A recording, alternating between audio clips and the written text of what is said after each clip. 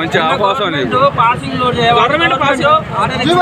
జియో ఇచ్చినాక దాని ప్రకారంగా మేము కూడా చేసుకోవడానికి వచ్చినాక వీళ్ళు ఏం చేస్తున్నారంటే ఆ జియో వచ్చిన కాంచి లోడింగ్ ఆఫ్ చేసి మేము పాసింగ్ అయితే ఓవర్లోడ్ అయితేనే చేస్తాం, మాకు పాసింగ్ అయితే గిట్టుబాటు కాదని చెప్పినాక సరే అని ఏరే వాళ్ళు అన్నీ స్టార్ట్ చేసిరు మధ్యాహ్నం సాయంత్రం దాకా ఆపి అవి చేస్తున్నా మీరు మాకు పాసింగ్ చేసి పంపిరి కాకుండా లోడింగ్ డబ్బులు ఇస్తా ఉన్నా కానీ జరసేపు గంట సేపు కానీ నిన్న సంది టీఎస్ఎం తీసుకోవాలి కాంట్రాక్టర్లు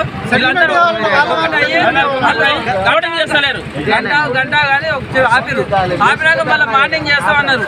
మార్నింగ్ మళ్ళీ వచ్చి అడిగితే గంట ఆగు వీళ్ళు వస్తలేరు, గంట ఆగు ఆయనకు ఫోన్ చేసిన, గంట ఆగు ఎండిఎం ఫోన్ చేసిన, పిఓకి ఫోన్ చేసిన, వీళ్ళందరూ ఫోన్ చేసిన అని చెప్తున్నారు కానీ ఒక్కరిగిట్ట దీనికి రెస్పాన్స్ అవుతలేరు.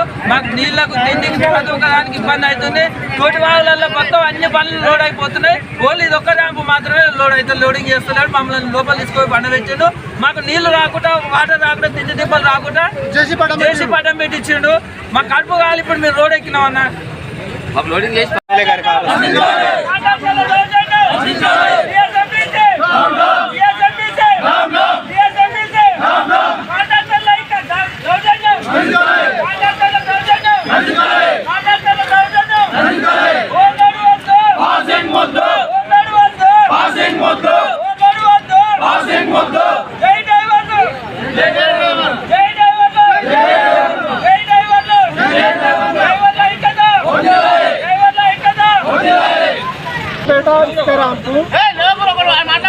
ఏమైందంటే ఈ ఓవర్లోడ్ వద్దని గవర్నమెంట్ పాసింగ్ చేసింది.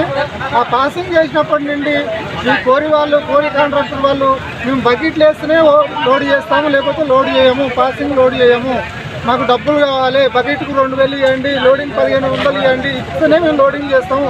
మేమేమంటున్నాము మాకు పాసింగ్ చేయండి, ఓవర్లోడ్ వద్దు, మాకు ఆర్టీఓలతో ఇబ్బంది అవుతుంది. రోడ్ల మీద ఒక్క లోడ్ పోయి పంపిస్తే 1 లక్ష రూపాయలు అవుతుంది. ఒక ఓవర్లోడ్ వల్ల ఒక జత టైర్లు వాళ్ళకి 60 నుంచి 70,000 రూపాయలు అవుతున్నాయి. ఇవన్నీ బాధలు తట్టుకోలేక గవర్నమెంట్ మాకు సహకరించి పాసింగ్ నింపుకోమని చెప్పింది. ఆ సలహాలు మేము కూడా పాటిస్తున్నాము.